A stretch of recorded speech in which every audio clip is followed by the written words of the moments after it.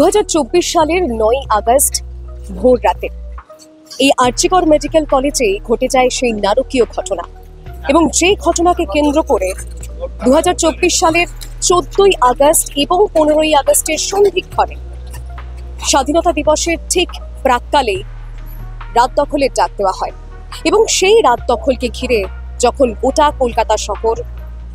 কলকাতা শহরের বাইরেও বিভিন্ন জেলা এবং জেলার বাইরেও গোটা দেশ যখন সেই ঘটনার প্রতিবাদে সোচ্চার হয়েছে, যখন কলকাতার বিভিন্ন রাস্তায় তারা মানববন্ধন করছেন, ঠিক সেই সময় আরও একটি লজ্জাজনক অপ্রীতিকর ঘটনা ঘটে যায় আবারও সেই আরজিকর মেডিকেল কলেজে।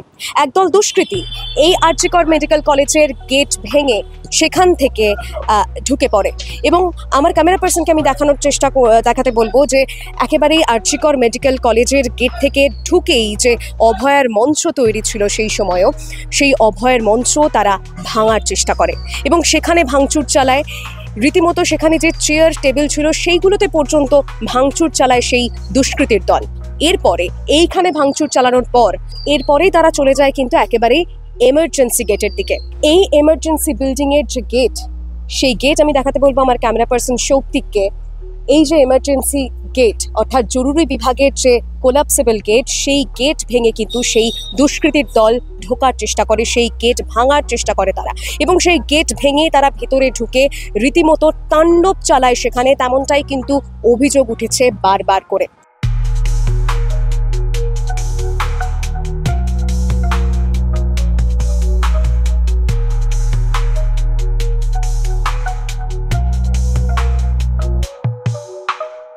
মানুষজন বলছেন, অনেকেরই প্রশ্ন যে সেই দুষ্কৃতীর দল এমার্জেন্সি গেট দিয়ে অর্থাৎ জরুরি বিভাগ দিয়ে ভেতরে ঢুকে যে দুর্ঘটনাস্থল সেইখানে গিয়ে তারা প্রমাণ লোপাটের চেষ্টা করেছে।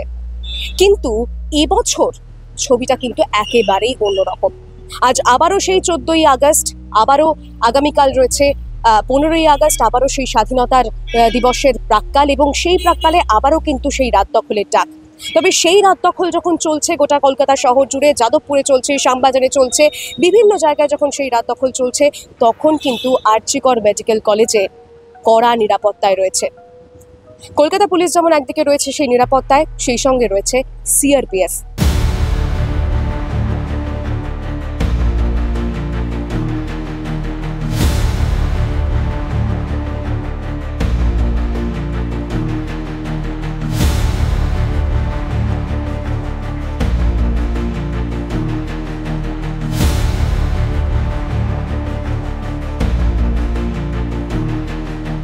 গত বছর ঠিক এই দিনে, এই রাতে যদি একই রকম নিরাপত্তা আগের বছরেও থাকতো, তাহলে কি এই দুষ্কৃতীর দল এইভাবে হামলা চালাতে পারত মেডিকেল কলেজে? সেই প্রশ্ন বারবার উঠছে। সাধারণ মানুষের একটাই দাবি, গত বছর ঠিক এই দিনে আরজিকর মেডিকেল কলেজ এবং হাসপাতালে এমার্জেন্সি বিভাগের গেট ভেঙে সেখানে যে তাণ্ডব চলেছে, সেই তাণ্ডব চলার ফলে যে প্রমাণ লোপাটের চেষ্টা হয়েছে বলে তারা অভিযোগ করছে, সেই প্রমাণ লোপাট কি হতো? কিংবা বিচারের পথ কি আরও বেশি সুগম করা যেত না? এই প্রশ্ন বারবার উঠছে। গত বছরের তুলনায় এবছর তাই চিত্রটা একেবারেই ভিন্ন। একেবারেই সেন্ট্রাল ফোর্স, তাদের নিরাপত্তা বলয় থেকে ফেলা হয়েছে, সেই সঙ্গে কলকাতা পুলিশ রয়েছে।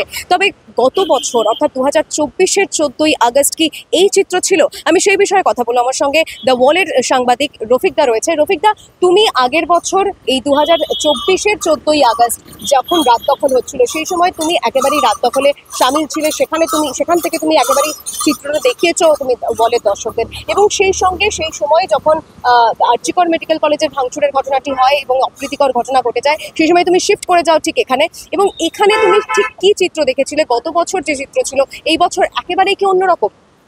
আকাশ পাতাল তফাৎ সারণী। এবং তুমি যেমনটা বললে, আমি ঠিক 14ই আগস্ট এরকম দিনে, আমরা সবাই জানি ওই দিন রাত দখলের ডাক দেওয়া হয়েছিল এবং আমি সেই সময় ছিলাম 8বিতে। সেখান থেকে মিছিল বেরিয়ে এগোচ্ছিল ঢাকুরিয়ার দিকে। যখন আমরা ঢাকুরিয়া ব্রিজের ওপরে উঠি, আমার সঙ্গে ছিল আরও আমার 2 সহকর্মী, অরিত্র কবিরাজ এবং অরুণব। এবং সেই সময় আমরা ঢাকুরিয়াতে যখন ছিলাম ব্রিজের ওপরে, তখন খবর পাই যে এখানে বেশ কিছু দুষ্কৃতী ঢুকে পড়ে এবং ভাঙচুর চালায়। সঙ্গে সঙ্গে সেখান থেকে আমি এখানে শিফট করি। কিন্তু এখন যে ছবিটা দেখতে পাচ্ছ, সেই ছবিটার মধ্যে আকাশ পাতাল তফাৎ। কীরকম তফাৎ? যখন আমি এখানে আসি এসেই দেখি যে অভয়া মঞ্চ ছিল একেবারে ভেঙে গুড়িয়ে দেওয়া হয়েছিল। যে চেয়ার ছিল সেই চেয়ার থেকে টেবিল থেকে শুরু করে সমস্ত ভেঙে দেওয়া হয়েছিল। ইভেন একটা গাড়ি ছিল সেই গাড়িটাকে উল্টে দেওয়া হয়েছিল। অর্থাৎ কিভাবে এখানে সন্ত্রাস চলেছিল তা কিন্তু পরিষ্কার। এবং সেই সময় যখন উত্তেজিত জনতা এবং যারা রাত দখলের ডাক দিয়েছিলেন, শ্যামবাজারে যারা গেছিলেন, এবং এখানে বলে রাখি সেই দিনকে এখান থেকে একটা বড় মিছিল, ডাক্তারদের মিছিল বেরিয়েছিল। যে মিছিল গেছিল শ্যামবাজার, সেখানে রাত দখলের যে কর্মসূচি তা পালন করা হচ্ছিল। যেই মিছিলটা বেরিয়ে গিয়ে শ্যামবাজার পৌঁছয় ঠিক সেই সময় একদল দুষ্কৃতী কিন্তু ঢুকে পড়েন এই আরজি করে। এবং সেইখান থেকে একটা বড় প্রশ্ন ওঠে যে রাত দখল যে প্রতিবাদ, তা কিন্তু এই আরজিকর হাসপাতালে যে নারকীয় ঘটনা ঘটেছিল, এক তোমার পড়ুয়া ডাক্তার যার সঙ্গে যে ঘটনা ঘটেছিল, সেই ঘটনার পরেই কিন্তু এই প্রতিবাদ রাত দখল।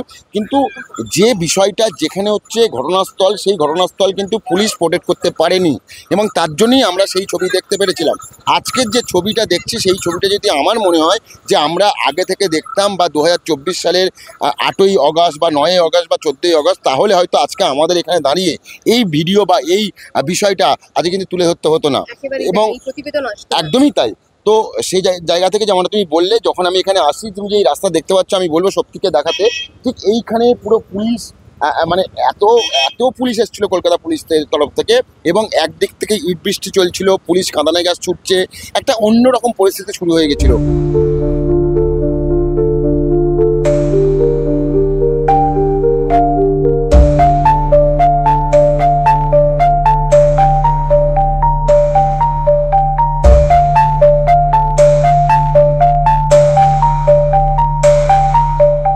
অভয়ের বাবা মার দাবি এখনো পর্যন্ত বিচার অধারা, তাদের মেয়ে এখনো পর্যন্ত বিচার পায়নি। তবে তদন্তের মতো এগোচ্ছে, আমরাও সেদিকেই নজর রেখেছি, আপনাদেরও নজর রয়েছে সেদিকে। তবে যে বিষয়টা বারবার করে উঠে আসছে, যে প্রশ্ন জনসাধারণের মনে বারবার আসছে, আজ যে নিরাপত্তা বলয় রয়েছে, 2025-এর 14ই আগস্ট রাতে যে নিরাপত্তা বলয় রয়েছে, সেই নিরাপত্তা যদি গত বছর অর্থাৎ 2024-এর 14ই আগস্ট রাতে এই নিরাপত্তা থাকতো, কিংবা 9ই আগস্ট ভোর রাতে এই নিরাপত্তা থাকতো, তবে কি এই ধরনের ঘটনা আমাদের দেখতে হতো? কলকাতাবাসীকে কি এই ঘটনার সাক্ষী হতে হতো? প্রশ্ন উঠছে। ক্যামেরায় অরিত্র এবং শক্তিকের সঙ্গে সায়নী, দ্য ওয়াল, কলকাতা।